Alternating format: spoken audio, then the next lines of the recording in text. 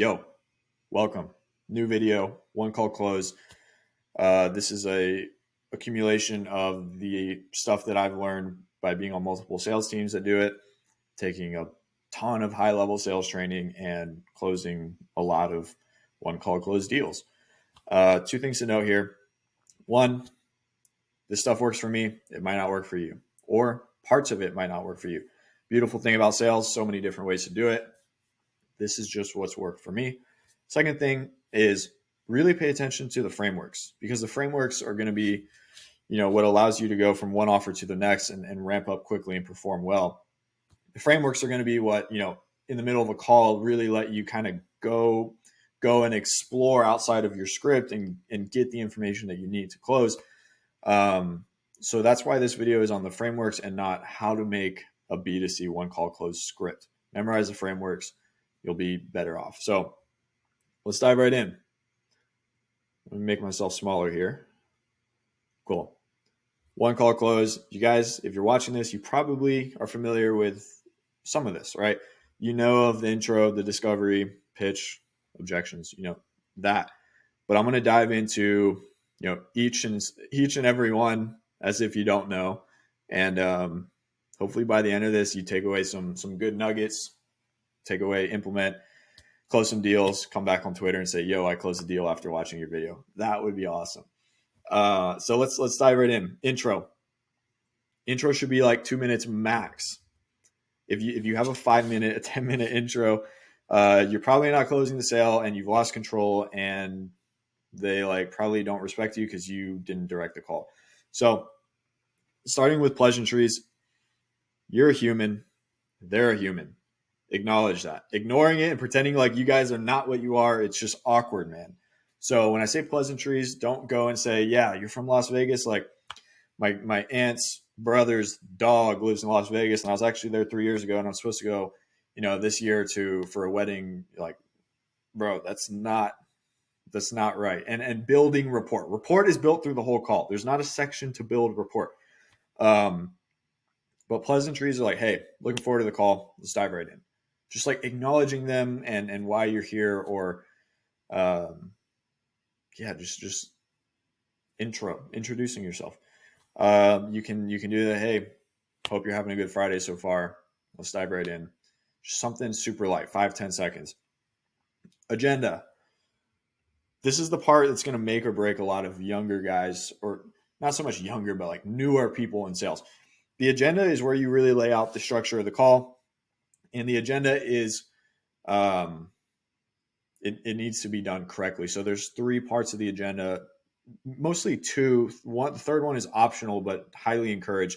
The first part is, hey, I want to talk about you. I'm going to ask you some questions to figure out where you are, what you're looking to do, what you've done in the past, stuff along those lines. That's the first part. The second part is, then, assuming there's alignment between what you're looking to do and what we help people do, then we'll dive into exactly what that would look like for you in your unique situation. So first thing, we're going to talk about you. Second thing, we're going to talk about us. Third thing, I don't even want to say it's optional, but let them know that you're looking for a decision, because this is the one call close structure. Okay. So, hey, ultimately, if we feel it's a good fit, we're looking to, move in the best direction by the end of the call, or ultimately by the end of the call, we are looking for a yes or a no. And really set the expectation on, hey, we want a decision to be made and we're serious. Like, we're not here to just talk and tell jokes and shoot the shit. Okay.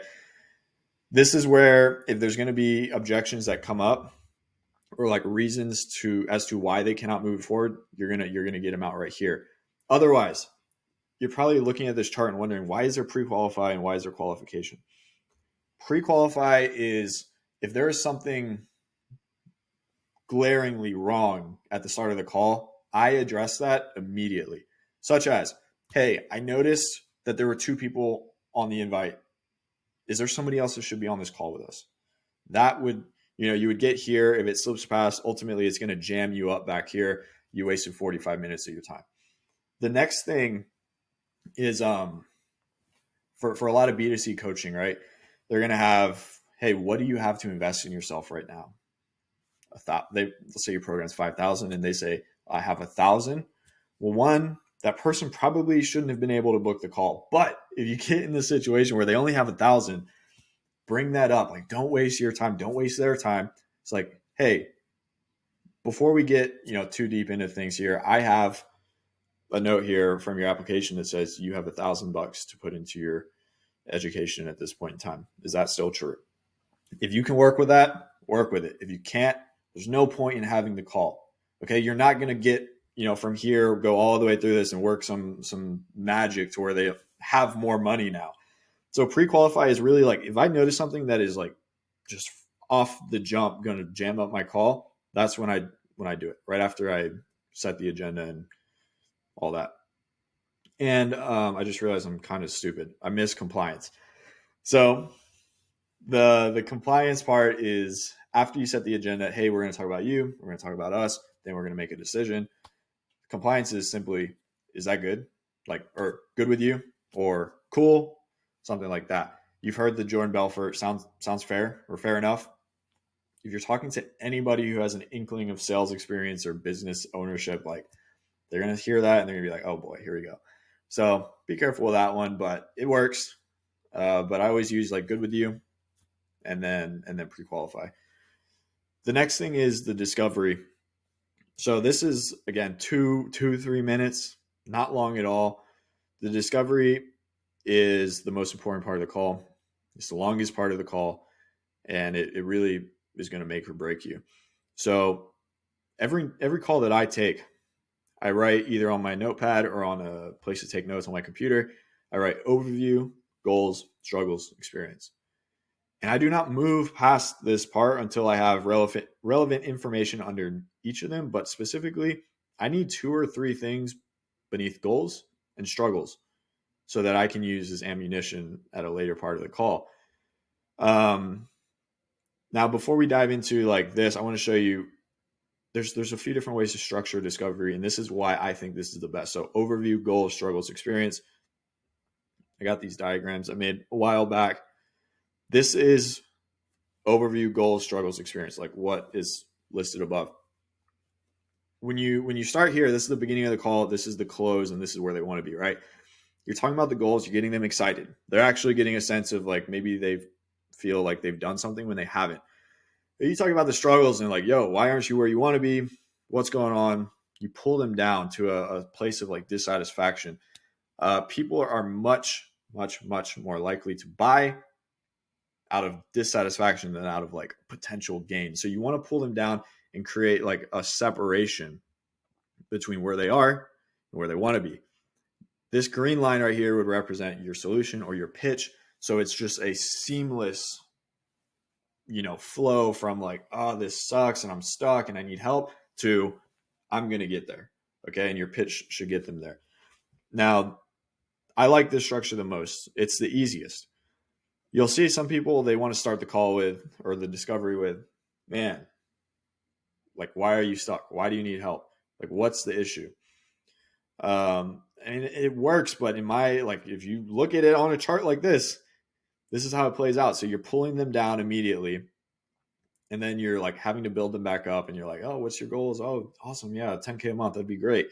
But in order to get them to buy, like to close and to, have confidence that, you're going to get them there, they need to like experience that pain again, because there's going to be no urgency if they don't experience that pain. So you have to pull them back down, remind them why they're there, and then give your solution or your pitch and boom, like shoot them through the close, get them where they need to be.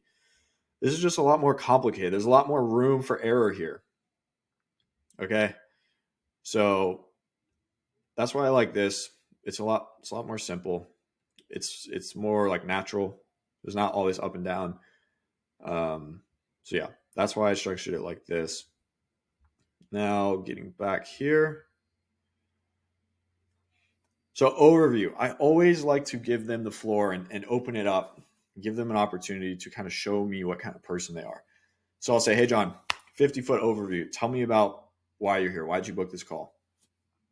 And then you're either going to get like one of two things. You're going to get like the short, oh, I just want to make more money, the 5-10 second response, or someone who's going to go on for 2, 3, 5 minutes and just freaking overshare and just dump on you. Okay. You don't want that to happen. You do want to take control before you lose 5 minutes of the call. But this gives me a good idea of what kind of person I'm dealing with, how they think, and what motivates them and where they want to be and all that stuff, right? So overview, dude, tell me about your situation. What's going on? Then most people will actually start to talk about their goals naturally, right? From this, like once you give them the floor. If not, direct it into their goals and say, okay, where do you want to be? What's the end goal here? And they're going to say, hey, I want to make 10K a month within the next 3 months. If that's possible in what you're offering, awesome, cool. You want to make 10K a month in 3 months. What does that change for you? Or like, why 10K a month? Why is that significant? Oh, like, my daughter and I recently split up from the wife, and the wife was like a wreck. And I got my daughter, but now we're in an apartment. It kind of sucks. I'd love to be able to buy a house for my daughter and I. Like, okay, so now you went from the goal being 10K a month in 3 months to, providing the best life for his daughter that he can. So your goals and your struggles, you're never going to sell them on the surface level thing. You have to go deeper, 1, 2, 3 questions deeper. And that's what's going to get them to buy. Secret tip here. I've sold a lot of B2C. I know, especially on BizOp, if I'm talking to a man who is doing this for his wife or his kids or his family or whatever, you need to leverage the shit out of that. That is why he's going to buy. Okay. He's not going to buy because he can make 10K a month in 3 months. He's going to buy because he needs to get his family in a better situation. People are going to buy again out of dissatisfaction 10 times over before potential gain. So goals here, like get the surface level goal and then find out what that really means to them and what that really changes. Then pull them down. Struggles. John, why aren't you here? Oh, like time has been, it's hard to come by. I work the 9 to 5. I got to take care of the daughter. And then go deeper. Like it's hard to come by. Like, man, that must be rough. Like having to provide for the daughter, trying to build something that can ultimately give you more time with her. Like just dig deeper into what exactly that pain is and how much it hurts, right? So yeah, I want to provide this life for my daughter, but I don't have enough time. It's like, you don't have enough time. Like, isn't this important? Yeah, it is important. Like what happens? What happens if you just keep it at the 9 to 5? So implication questions, dig deeper, get more information, get 2 to 3, big points here that you're going to be able to leverage down the call. So you've gone through their goals. You brought them up the roller coaster. They're excited. They have a clearer picture of what they want. You brought them down, struggles, create the separation between where they want to be and where they are. Then you talk about the experience. So in order for you to kind of gauge like where they are in this journey, what they've tried before, like literally ask them, all right, John, I know where you want to be. I know why you're not there. What have you tried in the past? Okay. This is also going to give you a good idea if they're looking at other things, if they've been burnt before. So that way you can tailor your pitch specifically to their unique situation. Okay. So discovery, you're talking 10, 20 minutes. Within each of these, you need to be asking sub questions that are relevant to them. And that's why that is hard to script. Because you're gonna make one script, and you should have a script. You're gonna make one script, and that is gonna be for one buyer, right? You're gonna be taking hundreds, thousands of sales calls. So you need to be able to memorize the framework so that way you know to get deeper, and you can deviate from the script, but still have meaningful conversation. Now, this is going to flow pretty naturally too. And usually in struggles, they could tell you about the experience. So it's going to be a natural flow for the most part. That leads us to the qualification. Before you pitch anybody, you need to be pretty sure or very sure that they're going to say yes. Or if not, like these are obstacles. Okay. These are objections.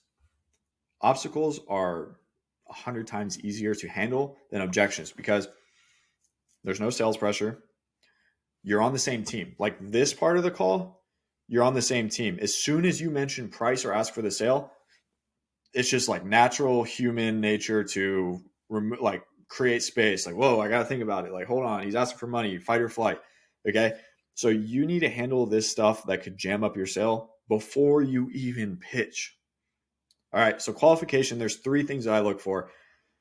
One being intent.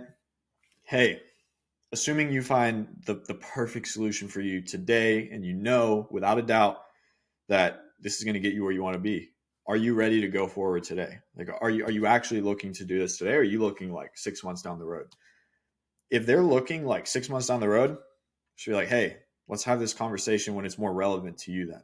Okay. If they're looking like a week or two, you could probably nudge them to buy on the call, or, figure out what would work best for them. But you need to know that they have intent to change their situation. Okay. The next thing is finance. On B2C coaching, there's usually financial qualifications that would eliminate this from you.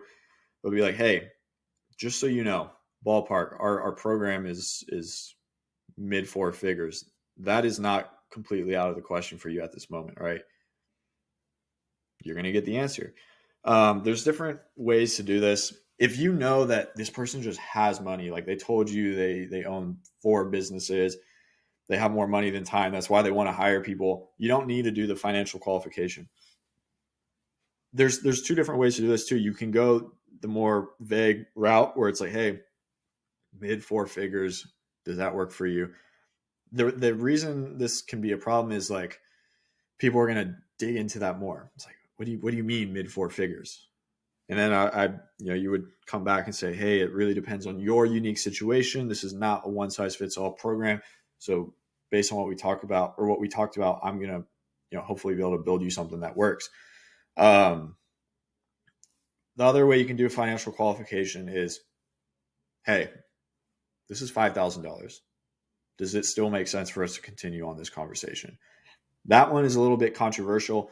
Your sales manager may not like it, but it's going to save you guys a lot of time if they can't do it.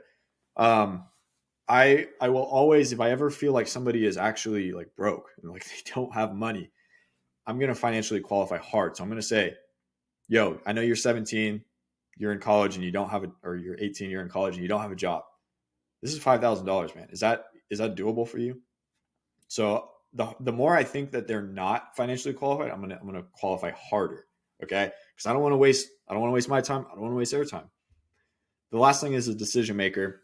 In most B2C coaching, it should just be one decision maker. Sometimes you'll run into a situation where got to run it by the wife, got to run it by my brother who's going to be my business partner, or my parents because they're going to give me money. So you want to make sure that the decision maker is on the call ultimately, right? Now, there's certain circumstances where it's just not possible. And that's where you need to do your best due diligence and determine, hey, is this something where we should set up another call? Like let's move it to Thursday at this time, or should we just push through? If this person's like genuine, push through, set a second call and move from there. It's really, you're going to have to test and see what works best for you. But typically if the decision maker is not on the call and you are going for the one call close, it's not going to be good for you. It's going to jam you up. These are the main things that you should qualify beforehand: intent or timing, finance, and decision maker.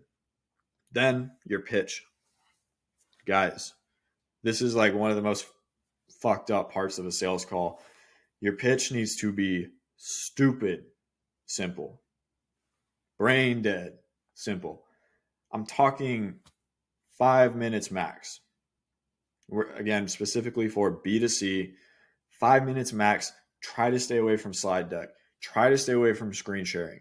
If you have to, it's not going to kill the deal. But you're dealing with somebody who, think about how they got here. Maybe they clicked on an ad, they joined the call, like super short attention span, not super, typically a shorter attention span. They're going to be, their mind's going to be wandering. They're going to be wondering how this works or that works. Like, you need to make your pitch dumb, simple. 5 minutes, break it up into 2, 3, 4 parts if you need to. But some people, man, they have these scripts or these pitches where it's like, hey, here are the 3 main parts, and then you're going to get this on the side, and this is a bonus, but we're including it for free. Dude, you're confusing them. You're making them think about how it works versus actually taking action. Like you're taking them out of the buying state. So the important thing to note here is to sell the benefits. And if you're watching this and you're taking sales training, you know about the benefits versus features, right? So let's say one aspect of your program is 24/7 support in Slack and live Zoom calls. Okay, well, yeah, that's nice. And you mentioned that, but be like, hey, you're going to have 24/7 support and access to all of the coaches via Zoom 3 times a week, so that you don't, have this problem again that happened to you 3 months ago when you tried it with another coach. Okay. So it's not like, hey, you're going to have a 50-hour course and it's going to talk about this, and that, and how to do this and all that. You're going to have a 50-hour course. So that way you don't have to, you mentioned you're short on time. You don't have to spend the time outside of your 9 to 5 researching the depths of Google to try and get valuable information that's going to help you. We want you to spend that time with your daughter. That's why we put all this in the 50-hour course. Short, simple. Some people are going to want details. If you hold out details and it's awkward and it's weird, you're going to lose a sale. But that's only a certain type of person. So try to hold your cards close to your chest. Pitch the features. I'm sorry, like touch the features, pitch the benefits. And on a case-by-case basis, if they need more information, give it to them, but be careful. Like keep those cards close to your chest, because then if you start talking features, the intricacies of how it works, you're going to lose them. Okay. So pitch 5 minutes, make it stupid simple, move on. Okay. Confirmation. This is the second chance where you get to handle the obstacles rather than the objections. After your pitch, you talked about X, Y, and Z. Hey, John, I know that was a lot of information. Overall, how does the concept sound? Does it sound like something that could help you? Yeah, Dylan, it does. I think this community could be super valuable to me, and I think this is good. Cool. Get down to the self-doubt, and you can ask more questions here as needed. Self-doubt, John. Right now, given your situation, is there any reason you don't see this working for you? This is the best question, and I always ask this question. This is the best question to kind of fish out I just don't know if I could do it. So I always phrase it like, hey, John, as of right now, after going over everything, is there any reason in your mind as to why this would not be possible for you? And that could resurface some of this. Okay. So make sure that they buy into the concept. They understand it. John, you know how everything works. Any questions? Does it make sense? Does it sound like it would help you? Are you confident that it would help you? And then get past that self-doubt. This is the trickiest one. Is there any reason this wouldn't work for you? I know you tried, this in the past and it didn't work, but now we're here. Why is it going to work this time? Have them like prove themselves, and then they'll mentally buy into it without you saying like, dude, you have to make this work. Okay. So handled the obstacles there. Then you close. Okay. So then we get down to the close. You need to ask for the sale. Cool, John. Sounds good. It looks good. You think it's going to work for you, and there's no reason there's no reason this wouldn't work for you. Then you ask for the sale. There's a bunch of different ways to do this. Okay. You can go the next steps and then lead to the investment. So, hey, John, in order for us to get you started, we're talking 5-10 minutes. I'll send the agreement over, sign it. We'll collect the first payment, or we'll collect the payment. And then I'll start getting you access to everything. Within 10 minutes, you'll be inside. Is that good with you? Yeah, that sounds awesome. Cool. In order for us to get this started, your investment today is $2,500, $5,000. It's only $5,000. Say investment too. Don't say price, say investment, because they're investing in themselves. The way that people associate these words, it's crazy. Don't use price, use investment. So you can do that. You can say, hey, John, 5-10 minutes, we'll get you take care of these steps. Boom.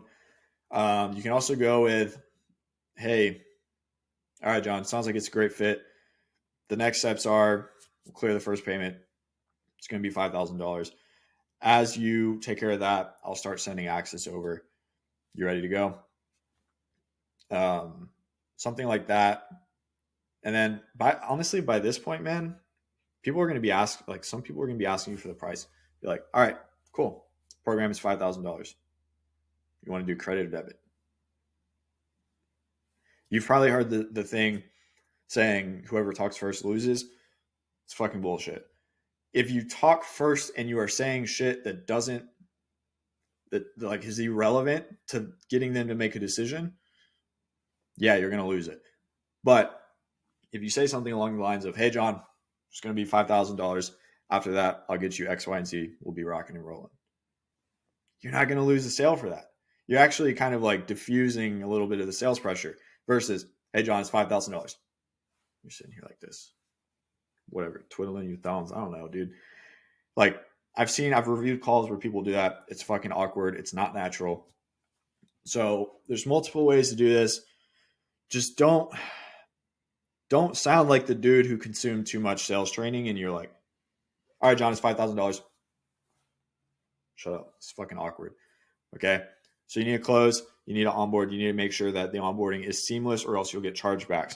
I've had it before, went through the whole sales call, no obstacles, no objections, loved it, was bought in. I onboarded him, but he was like an older guy. He was not good with technology. Next morning I wake up, $4,000 refunded because, dude, he couldn't figure it out. I'm going to take the blame for it. I onboarded him. I'm still going to take the blame for it. But you just need to make sure that the onboarding is seamless. If you can integrate, the contract and the payments together, do it. If you can set up zaps to where they automatically get emails when they get access to something, or they're put in the Slack and then they're automatically sent access to the course and the live call schedule and all that, do it. Make it seamless. Now, the part you've been waiting for, the objections. Honestly, if you do this right, there shouldn't be, you're either not getting to the end of the call because there's something that's holding you up, or there shouldn't be objections. Now, people will lie. People do lie, okay? And so you are going to get objections. Like everybody does. This is how to handle them. And there's a bunch of ways to do this. So this is what works for me. I always tie down on the concept. John, this is what you're looking for, right? They're going to say yes because they just told you that like 5 minutes ago. They're going to say yes. Yes, this is what I'm looking for. Cool. So this is what you're looking for. Well, okay, back up. You're going to try to close and they're going to be like, shit, it's more expensive than I was thinking. This is where the context plays in, right? Like on your booking form, if you mention, hey, this is 5,000, what do you have? They say 2. Well, shit, that's a problem. Also over here, if you hard financial qualify, you tell them it's 5,000 and they're like, they sign off on it, bro, you shouldn't get this objection. Same with this. So if they go, hey, John, $5,000, you ready to go? They're like, I'm going to go in 6 months. Actually, I'm looking for like, my tax return is going to come in. I'm going to buy it with this. You would have fished that out up here. Decision maker, same shit. You will get this one a lot though. Oh yeah, I'm just going to run it by my wife. Or, yeah, it's just a thing we do. Like I don't run anything by my wife until we talk about it. But I am the decision maker. There's different ways you can go about this. Okay. You should have been able to get a feel for this guy on the call, right? You either do one of two things. You collect a commitment on the call, a deposit. Say, hey, worst case scenario, your wife wants to divorce you over this. We'll send you the deposit back. But if you're already bought in, let's take the next step. Before you make the full payment, go talk to her, make sure we're good, rocking and rolling.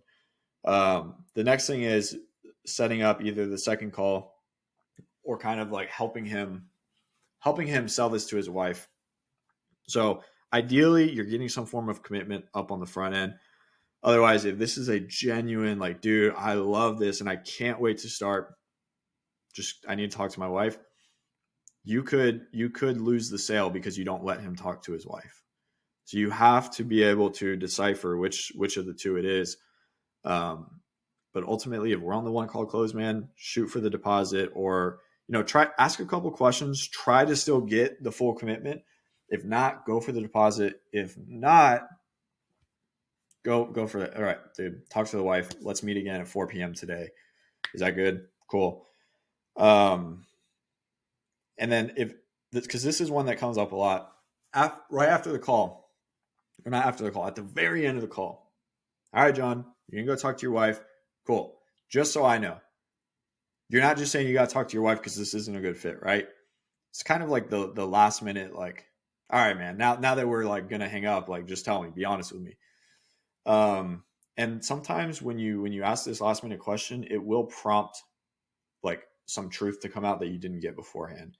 So, John, I talk to people all day long. A lot of people tell me they got to talk to their wife.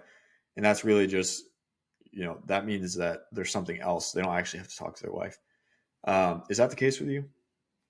So there's a few ways to handle the decision maker objection. But again, ideally, here you are asking, John, is there anybody that needs to be on this call that would contribute to you making this decision? No, man, we're all good. I'm making it on my own. Then you're not going to get this. Okay. I've found that as you're handling objections, you'll get a yes on this. You'll work through one of these, and you could potentially loop.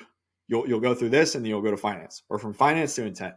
But then the self-doubt one usually comes after you've worked through all the others. It's like, dude, I just don't know if I can do it. Like, I know it works, but I don't know if I can do it. And these types of people are tough, bro. Again, you should be able to tie down and get through it, the confirmation after the pitch. But this is where you got to motivate them, bro. It's like, yo, you know exactly where you are because of the things you do. Let's project the next 5 years of your life out without you doing this, without you doing anything. Where are you going to be? Same spot? Yeah. You're still going to be in that shitty apartment with your daughter. Like, you need to break free, dude. This is the line in the sand moment. You're right here. Come on, let's go. You got to kind of hype them up, right? Close, onboard. That's it. One call close, guys. That's the whole thing. This shouldn't be groundbreaking to you. Again, I assume if you're watching this video, you've done it before. Within a lot of this, there is more detail, but I just want to make like a preliminary video here.